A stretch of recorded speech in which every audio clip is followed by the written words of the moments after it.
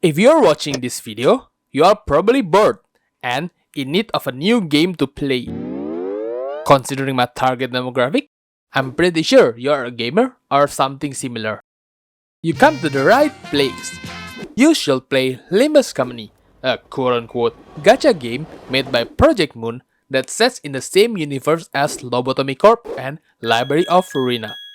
Well, enough yapping, and here are 10 reasons why you should play Limbus Company.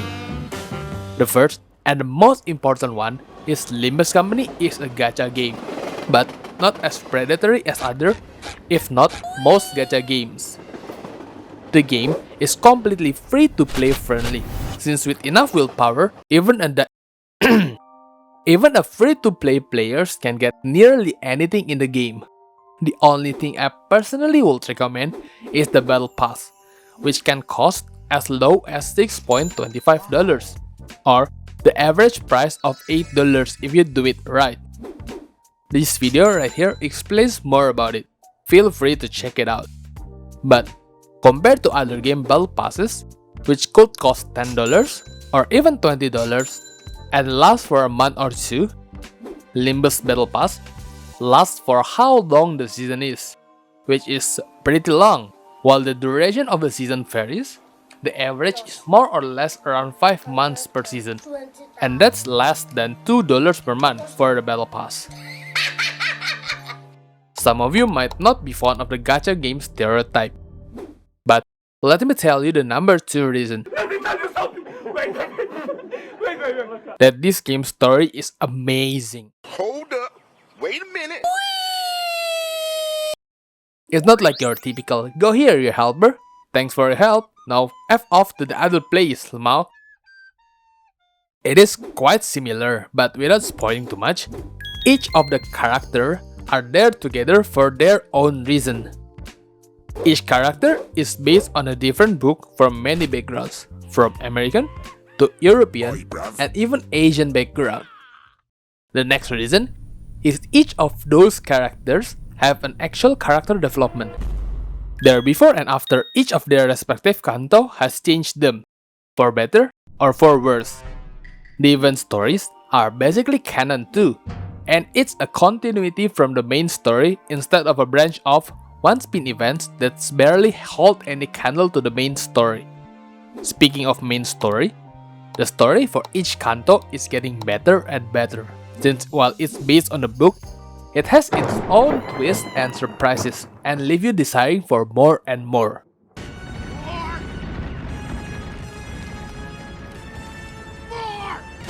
Accompanied with the theme song created by a banger artist, Millie, is the reason number 4 why you should play Limbus Company. Millie has been working with Project Moon from Library of Ruina and has been cooking some bangers music that I can't show you guys since it's copyrighted. But here are some examples of the song that I enjoyed. In Limbus itself, the song matched with the theme of the story so much and it has some little details that makes it even better.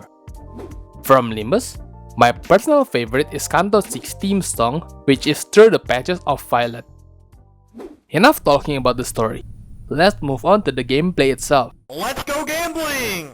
Aw, dang it. Aw, dang it. Aw, dang it. The game is basically connect trees, or so they say. But in reality, it's not that simple.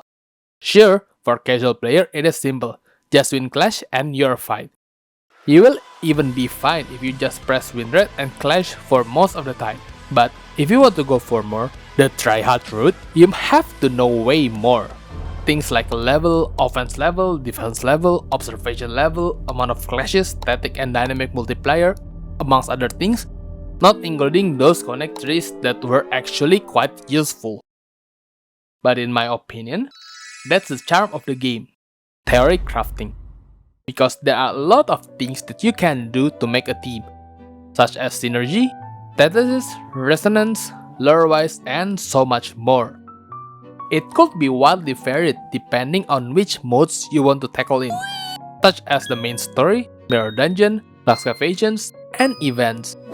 Some units, or even teams, might perform better in one specific game mode, but might be worse or even unusable in other modes. and that is not their fault.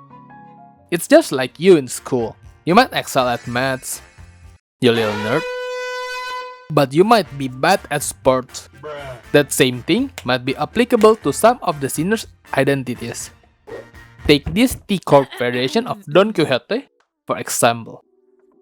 She might have this gimmick where she stores all the damage that targets her target and releases it one turn later, increasing the damage in some scenario. It might look good against bosses, but for normal enemies, it might be worse, since most of them died fast enough and using her might waste you a turn, hence making it worse. You could use other variation of Don Quixote, or even other sinner in that case that can perform at a similar rate, or even better than her against lesser threats. Well, for most of the game modes available, just pressing with red and clash is usually enough most of the time.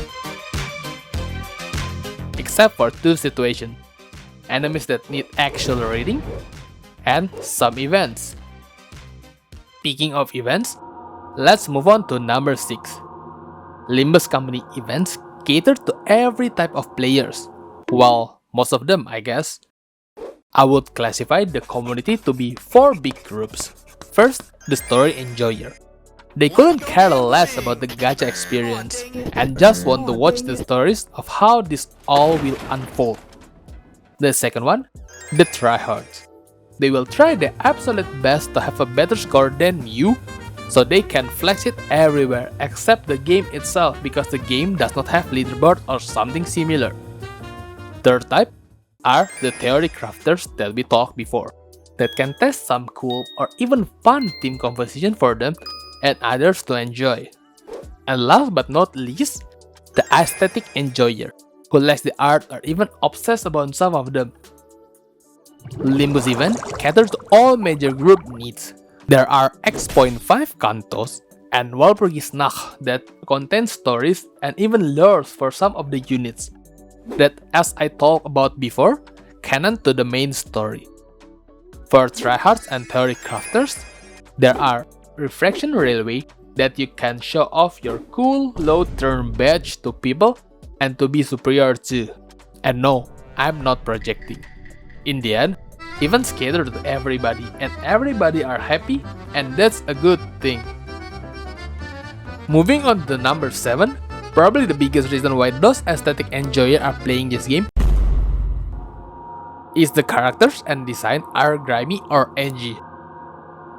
Violence, blood, gang, crackheads, we have them all here. The character might not look cute and happy and fluffy like most of the gacha games out there. Distinct difference is what makes some people, even me, attracted to the game. While it's not all grimy and edgy, it's still very apparent that the direction are going that way based on the story and the character design. Here are some of the sinners variation that I personally enjoy to entice you in.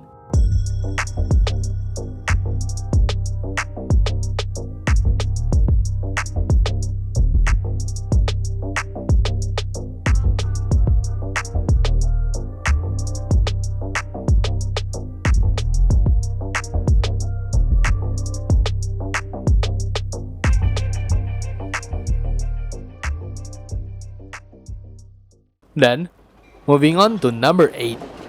You probably aren't enticed to play gacha because you heard of how tedious it is, right? กินเหล้าทำงานทำงานทำงานทำงานเก็บเงินใช้หนี้ Well, fret not, because in Limbus Company, apart from the weekly mirror dungeon that you have to do, dailies in this game barely consume a minute of your time. I think booting up the game and loading times are what's taking most of the time. Rerolling to get a better head start is very fast as well, taking less than 2 minutes for each attempt. But that does not mean the game is boring. We'll have a stamina system. You could play for as long as you want.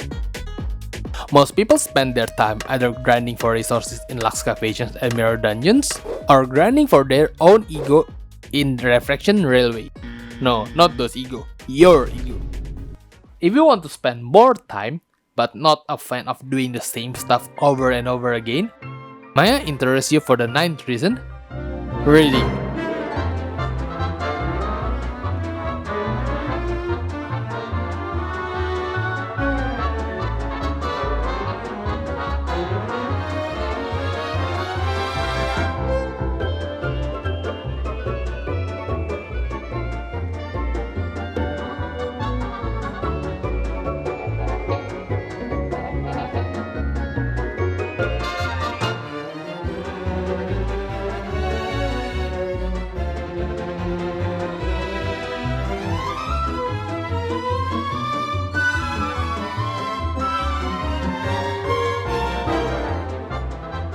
The last but not the least reason to play is the community. While we may be a little bit weird sometimes, and there might be hiccups here and there, we are still mostly a wholesome community. So that's 10 reasons why you need to play Limbus Company. Hope to see you soon.